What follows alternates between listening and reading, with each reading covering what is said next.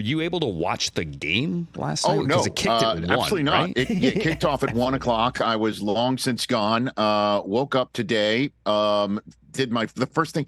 It's kind of weird because, I have Brian Robinson Jr. in fantasy football. So I could have easily just gone to my fantasy page, but I didn't do that. I thought it would be just too jarring if he had a poor performance for me to see his numbers. So I went and looked at the old ESPN app first, and I saw the final score, and I literally had to rub my eyes, and then looked at the box score and saw that they got curb stomped, and they got curb stomped by halftime. And then I've spent the last several hours, just reading stuff over. I've got the Game Pass, so I watched some of the game back because I'm a lead pipe wielding professional, knowing that I will be coming on today to talk about it. And I don't know if this is what you guys said at the top, but it is the latest example. Certainly, Chris, you and I do the Overreaction Monday deal all the time on Monday. Buddy. How this is a week-to-week league, man, and things can change really fast. You can go from the top of the heap to the outhouse, or you can go from the outhouse to the winning column. And the Bears they were not who we thought they were coming into that game. That's for sure. I thought this would be an easy Commanders victory. And then, after seeing what I saw, it was very simple that basically the Commanders played with no intensity or fire. They didn't compete in the first half. They got down 27-3 heading into halftime, and it just turned out to be too big a hole to climb out, and that's why we ended up losing 40-20. Oh, wait a minute. I'm reading Magic Johnson's tweet. My bad. My bad. Look at you. Look at you. My Magic bad. Johnson. My bad. That was another way for me to learn what happened on Magic's feed. Once again, telling us the straight stuff with the scores and everything. He's like the most decorated, I guess, what would you say? Well, remember back in the day, you'd call 976-1313 to get the phone score, to get the scores, get all your sports news instantly. I grew up in Washington. It was the George Michael Sports Machine. It was 202-362-4444. That was it. Like Urban's the modern day most decorated version of that. So put it all together, and you've got a Chicago Bears team that can, in fact, put it all together. And Matt Eberflus gets off the griddle.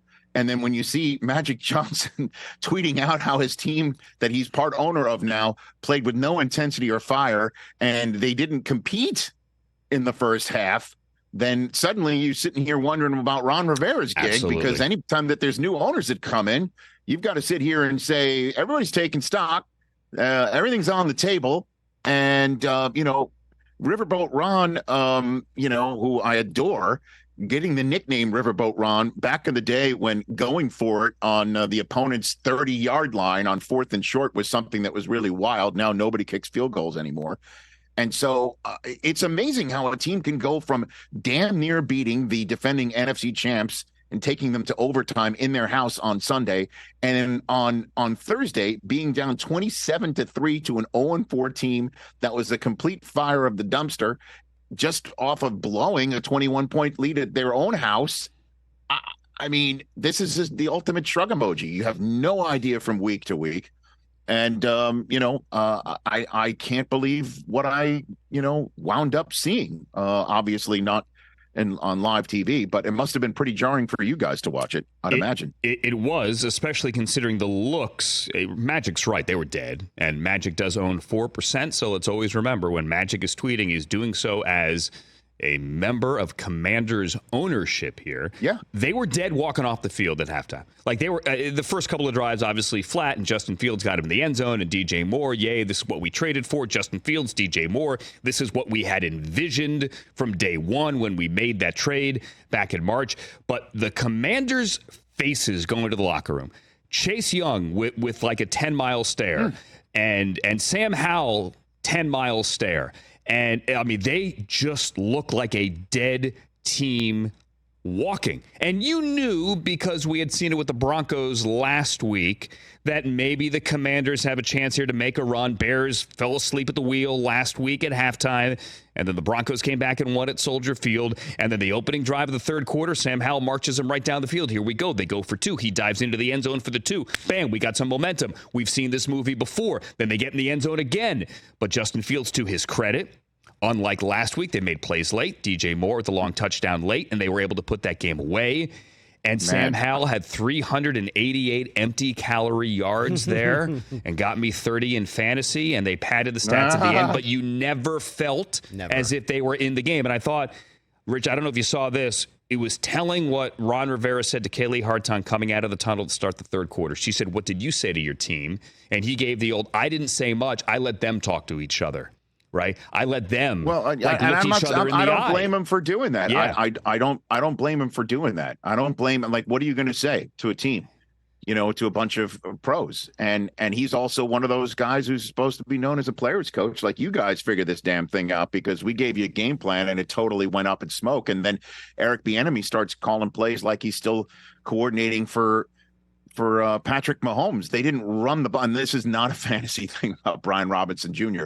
When you're down 27-3, I mean, talk about abandoning the run. They didn't call a single traditional run play or hand it to a running back, Gibson or anybody else, from the 8-minute mark of the second quarter to the rest of the game. The Bears came in and punked the Commanders in front of a sellout crowd. And this is now what their ownership is expecting, that they're selling out.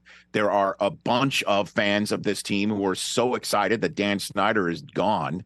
But you have to give it up to Chicago Bears. I mean, I think all of us agreeing that on Friday, right now, here at dinner time in London, and also where you are, wherever you're taking in the show in the domestic United States, we would be talking about Eberflus maybe being gone. And what are the Bears going to do on their mini bye week? And the conversation that's being had nationally is his coaching staff is so inexperienced that there really was nobody on the staff to hand the job to when they would inevitably have to tell Eberflus, 14-game losing streak, now 15 games at 0-5, you're out.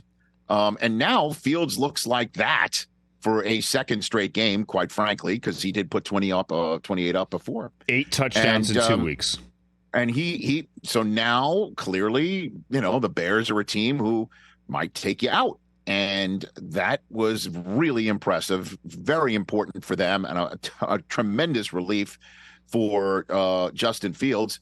And now Chase Claypool's a Miami Dolphin. So again, things that you can't predict week to week coming into the season. That was something else, man, last night by the Bears. Catch the Rich Eisen Show every single day on the Roku channel, 12 to 3 Eastern, for free.